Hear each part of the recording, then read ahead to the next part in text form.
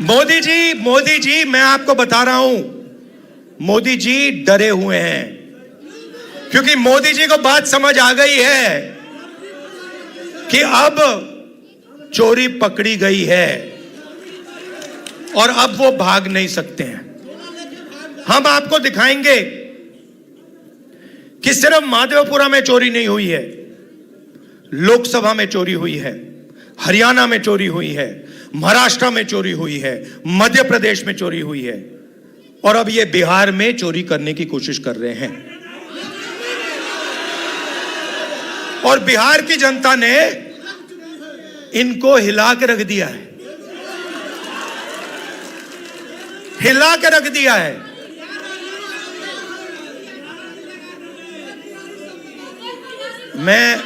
मैं दो तीन बीजेपी के, मैं सुनो, मैं भी बीजेपी के 2-3 एमपीज को जानता हूं। मेरे फोन पे मैसेज आ रहे हैं, आप प्रधानमंत्री को वोट चोर मत कहिए। कैसे मत कहूं भाई, है तो कहना पड़ेगा।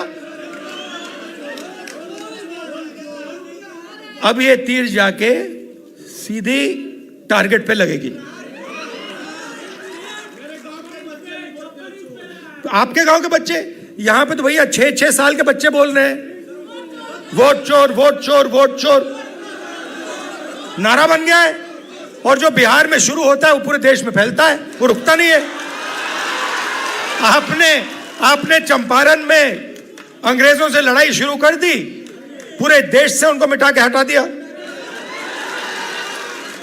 ये कॉन्स्टिट्यूशन की लड़ाई शुरू कहां हुई थी? चंपारण में ही तो हुई थी, वही तो हुई थी। अब इसका लक्ष्य क्या है? ये वोट चोर और संविधान को मिटाना, खत्म क्यों करना चाहते हैं, मैं आपको बताता हूं। तेजस्वी जी ने बात की, देखिए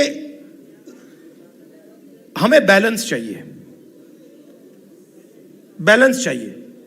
मतलब इस देश में अगर एक व्यक्ति को एक वोट मिलता है तो भागीदारी सबको मिलनी चाहिए। और जब हम हिंदुस्तान की संस्थाओं को देखते हैं, और इस बात को पहले मैं इतनी गहराई से नहीं समझता था जितनी आज मैं समझता हूं, जब हम हिंदुस्तान के इंस्टीट्यूशंस को, संस्थाओं को देखते हैं, और कोई भी इंस्टीट्यूशन चुन लो, कॉर्पोरेट इंडिया देख लो, ब्यूरोक्रेसी देख लो, जुडिशरी देख लो, मीडिया देख लो, बॉलीवुड देख लो, जहां भी आप देखोगे वहां पर आपको दलित, अति पिछड़ा, पिछड़ा, आदिवासी और माइनॉरिटी वर्ग नहीं मिलेगा। आप लिस्ट निकालो, अंबानी अदानी की बात होती है, हर कंस्ट्रक्शन प्रोजेक्ट में, हर इंडस्ट्री में, airport,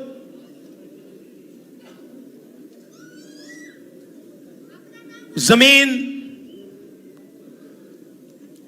solar power, wind power, petrol, diesel, सब में इनके नाम सुनाई देते हैं। 500 हिंदुस्तान की सबसे बड़ी कंपनियां हैं। मैं आपसे आज पूछना चाहता हूं, इन 500 में दलित, आदिवासी, पिछड़ा, अति पिछड़ा वर्ग के कितने मालिक हैं? मतलब हिंदुस्तान की पूरी इकोनॉमी में 90% तो है ही नहीं, 90% है ही नहीं। आप जाते हो प्राइवेट अस्पताल में, जाते हो, सरकार का काम आपके स्वास्थ्य और शिक्षा का देखभाल करने का होता है। ये बिजनेसमैन का काम नहीं होता है, ये सरकार का काम होता है कि अगर कोई गरीब व्यक्ति बीमार हो जाए, सरकार की जिम्मेदारी होती है कि हमारा नागरिक है, हमारे देश का नागरिक है, इसकी रक्षा, इसकी प्रोटेक्शन, इसके स्वास्थ्य की प्रोटेक्शन हमें करनी है। है ना? कॉन्स्टिट्यूशन में यह नहीं लिखा है कि अगर हिंदुस्तान का कोई गरीब व्यक्ति बीमार हो जाए तो उसे मतलब 6, 10, 15 लाख रुपए का बिल दे दो। लिखा है कहीं? नहीं लिखा है। प्राइवेट स्कूल अस्पताल बंद हो, एक समान शिक्षा। नहीं, वो देखिए, मगर मैं उससे पहले एक सवाल पूछ रहा हूं। प्राइवेट अस्पतालों की लिस्ट निकालिए। ये बड़े बड़े अस्पताल हैं जहां आप लोग जाते हो, जहां आपके जेब से लाखों रुपए निकलता है। इनके मालिकों की लिस्ट निकालिए और मुझे वहां दिखा दीजिए दलित कौन है, आदिवासी कौन है, पिछड़ा कौन है, अति पिछड़ा कौन है, माइनॉरिटी का नाम, वहां नाम दिखा दो। अच्छा ठीक है, आप कहोगे नहीं भैया हमें स्वास्थ्य के कुछ लेना देना नहीं, तो फिर मैं कहूंगा ठीक है भैया शिक्षा के देख लेते हैं, इंजीनियरिंग कॉलेजेस देख लेते हैं, यूनिवर्सिटीज देख लेते हैं, प्राइवेट यूनिवर्सिटीज कॉलेजेस जहां आपको लाखों रुपए देने पड़ते हैं अपनी जेब से अपने बच्चों को पढ़ाने के लिए, खेत बेच के। फिर मुझे बताओ उनके मालिकों की लिस्ट में बता दो कौन सा है, मतलब अति पिछड़ा कौन है वहां पे बैठा हुआ। तो आप 90% हो। अब ठीक है, अगर आप सब मिलाकर 2% होते तो मैं कहता ठीक है भैया आप 2% हो, बात वहां खत्म हो जाए। मगर आप तो मेजॉरिटी में 90% हो। आप 90% की भागीदारी हिंदुस्तान में है ही नहीं। कर्नाटक, तेलंगाना में हमने जाति जनगणना किया, आप हैरान हो जाओगे। सारे के सारे जो गवर्नमेंट के कॉन्ट्रैक्ट हैं, छोटे से लेकर बड़े, उनमें कोई अति पिछड़ा नहीं है, कोई दलित नहीं, कोई आदिवासी नहीं, कोई पिछड़ा वर्ग का नहीं। आप राजनीति कैसे करोगे? मतलब पूरी की पूरी फंडिंग आपके हाथ में नहीं है, कॉर्पोरेट इंडिया नहीं है, अस्पताल नहीं है। अच्छा ठीक है, आपको यह सब नहीं चाहिए, मीडिया देख लो, मुझे नाम बताओ। मैं देखिए, मैं बड़े प्यार से बोल रहा हूं, मैं बड़े प्यार से बोल रहा हूं। भागीदारी तो होनी चाहिए। ये ओपिनियन बनाते हैं, ये लोग ओपिनियन बनाते हैं। नहीं, वो आपने बोला सबसे खराब आज तक है, मगर मुझे ये बताओ एंकर्स में से मालिकों में से मुझे अति पिछड़ा नाम बता दो, मुझे दलित नाम बता दो, छोड़ो अति पिछड़ा छोड़ो, दलित बता दो, पिछड़ा बता दो। नहीं है तो कॉर्पोरेट इंडिया उधर नहीं हो, आप मीडिया में नहीं हो। अच्छा बॉलीवुड की बात करते हैं, वहां पे नाम बता दो, एक वहां बता दो, है ही नहीं, बहुत कम क्या है ही नहीं। तो इसीलिए मेरी सोच है कि दो चीज से शुरुआत होगी। सबसे पहली चीज नेशनल लेवल पर जाति जनगणना, जिससे सबको पता लग जाएगा कि भैया हमारी इतनी भागीदारी है इस देश में। और तेलंगाना में हमने बहुत गहराई से किया है, सवाल पब्लिक से पूछ के हमने लिए हैं, दलित एसोसिएशन से हमने पूछकर उनसे कहा कि भैया आप बताओ हमें क्या पूछना चाहिए। ईबीसी एसोसिएशन से हमने पूछकर भैया आप बताओ हमें सवाल कौन से पूछने चाहिए। तो एक सेकंड, दूसरी बात, जो ये 50% की दीवार है रिजर्वेशन की, मैं आपको गारंटी करके कह रहा हूं, इसको तो हम चूरा चूरा करके फेंक देंगे उठा के। और ये देखिए, ये पहले 2 कदम हैं। आप ये मत सोचिए कि इसके बाद हम बात छोड़ देंगे। ये जाति जनगणना से हमें एक विकास का एक नया मॉडल मिलेगा, वो शुरुआत होगी। मगर हमारा लक्ष्य है कि देश में बैलेंस होना चाहिए, सब लोगों को इस देश में जगह मिलनी चाहिए, कोई भी हो, अपर कास्ट हो, दलित हो, अति पिछड़ा हो, माइनॉरिटी हो, सबको जगह मिलनी चाहिए और सबकी इज्जत होनी चाहिए। और मोहब्बत की दुकान, मतलब नफरत नहीं, प्यार से, बिना नफरत, बिना हिंसा, सबको लेकर देश की जो पूरी शक्ति है, जो देश के हर लोग में, हर व्यक्ति में है, उस पूरी शक्ति का हमें प्रयोग कर कर देश को आगे ले जाना है। मगर यह सब नहीं हो सकता अगर ये लोग वोट चोरी कर लेंगे। इसीलिए हम वोट अधिकार यात्रा यहां शुरू की और आपने हमें इतनी मदद की। आप सबका दिल से धन्यवाद करता हूं कि आपने अपनी पूरी एनर्जी इस यात्रा में डाली। धन्यवाद, नमस्कार। ये वोट अधिकार यात्रा शुरू की।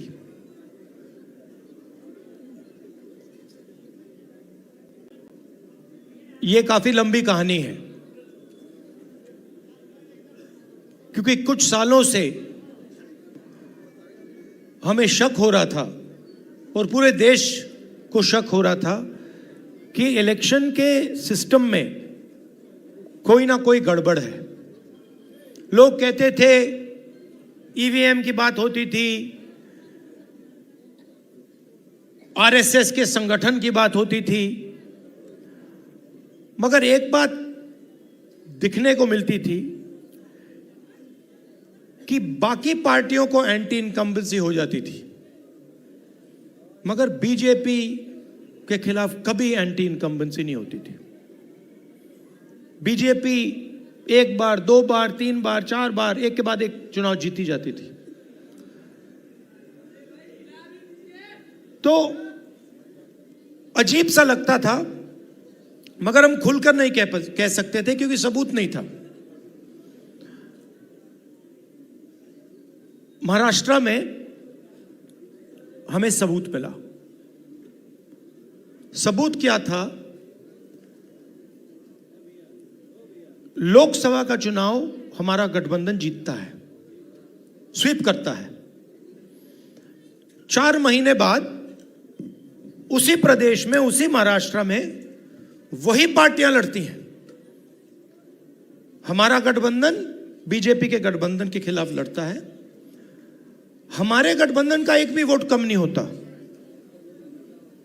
जितने हमें लोकसभा में मिले उतने हमें विधानसभा में मिले, मगर बीजेपी का वोट बढ़ जाता है। अजीब सी बात है।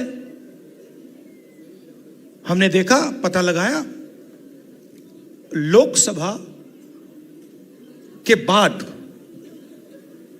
तकरीबन 1 करोड़ नए वोटर, 1 करोड़ नए वोटर इलेक्शन कमीशन ने लिस्ट में डाले।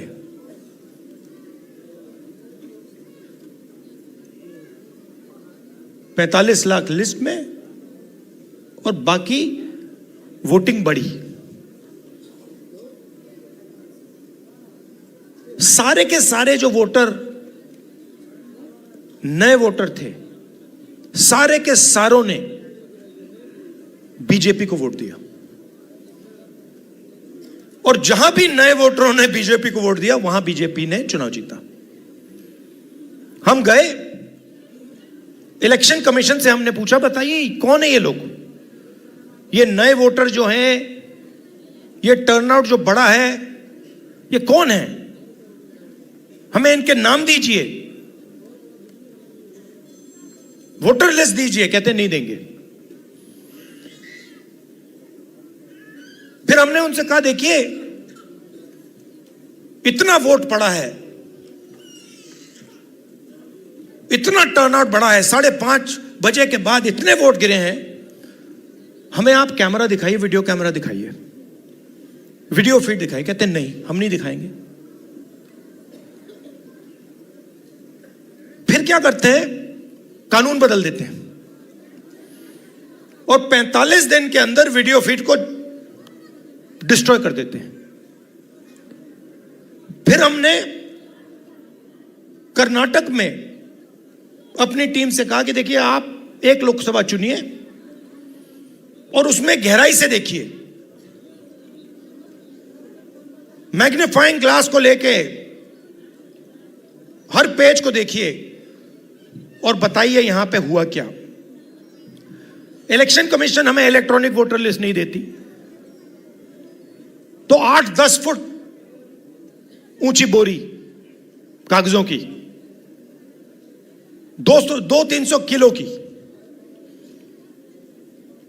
हमारे 40 लड़कों ने 4 महीने 16 घंटे काम किया। वोटर लिस्ट में एक फोटो को लाखों फोटो से मिलाया, एक नाम को लाखों नामों से मिलाया, एक एड्रेस को बाकी एड्रेसेस से मिलाया, और सच्चाई निकली। सच्चाई क्या थी? सच्चाई थी कि 7 सीटें हैं बेंगलोर सेंट्रल में, 6 कांग्रेस पार्टी जीतती है। 7वीं सीट में एक विधानसभा में 1 लाख फर्जी वोटर, 1 लाख। और जहां फर्जी वोटर थे, जिस असेंबली में फर्जी वोटर थे, वहां बीजेपी जीतती है।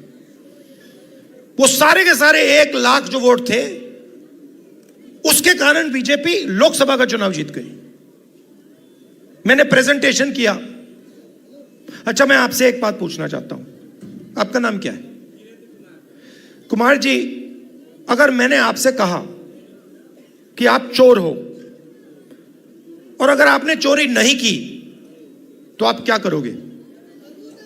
सबसे पहले आप कहोगे खबरदार, तुम्हें मुझे चोर बुलाया, बोलोगे ना? ठीक है। अगर आपने चोरी की होती और मैंने कहा चोर हो, तो आप चुप बैठोगे? क्यों नहीं बैठेगा? अगर चोरी की है और मैं कहूंगा चोरी की है, बिल्कुल चुप हो जाएगा, एक शब्द नहीं बोलेगा। अगर मैं आरोप लगा रहा हूं प्रधानमंत्री पे हर रोज कि तुम वोट चोर हो, प्रधानमंत्री चुप क्यों है? प्रधानमंत्री एक शब्द क्यों नहीं बोल रहा? क्योंकि प्रधानमंत्री वोट चोर है और वो जानता है कि हमने उसको पकड़ लिया है।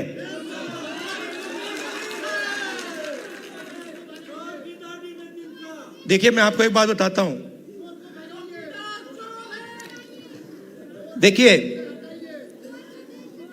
हमारा जो काम है ना, मेरा जो काम है, मेरे बारे में आप दो चीजें समझ लीजिए। सबसे पहले, अगर मैंने किसी चीज के बारे में मन बना लिया, तो फिर मन बना लिया। और दूसरी चीज, मैं सुपरफिशियल बात नहीं करता हूं, मैं गहराई से चीजों को समझकर काम करता हूं। अब आप एक बात समझिए और सुनिए। जब वोट चोरी होती है तो इस संविधान पर आक्रमण होता है। इस संविधान में लिखा है कि हिंदुस्तान के एक नागरिक को 1 वोट मिलेगा, चाहे वो अंबानी हो, चाहे वो सबसे गरीब व्यक्ति हो, किसान हो, मजदूर हो, वोट 1 मिलेगा। माधवापुरम में एक व्यक्ति का नाम 4-5 बार वोटर लिस्ट पे आता है। यह संविधान पर आक्रमण है और ये हम नहीं सहेंगे, ये हम नहीं होने देंगे। अब आप अच्छी तरह सुनिए, और जो मीडिया वाले मित्र हैं, इसको आप अच्छी तरह लिख लीजिए। मैं गहराई में जाता हूं। हमने जो काम माधवपुरा में किया है, उसको हम आने वाले समय में, माधवपुरा में नहीं रुकेगा वो, हम आपको दिखाएंगे, देश को दिखाएंगे। बनारस में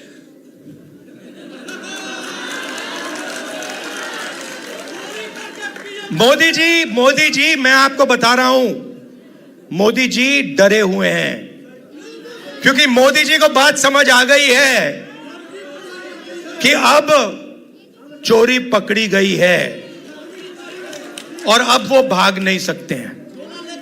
हम आपको दिखाएंगे कि सिर्फ माधवपुरा में चोरी नहीं हुई है, लोकसभा में चोरी हुई है, हरियाणा में चोरी हुई है, महाराष्ट्र में चोरी हुई है, मध्य प्रदेश में चोरी हुई है, और अब ये बिहार में चोरी करने की कोशिश कर रहे हैं। और बिहार की जनता ने इनको हिला के रख दिया है, हिला के रख दिया है।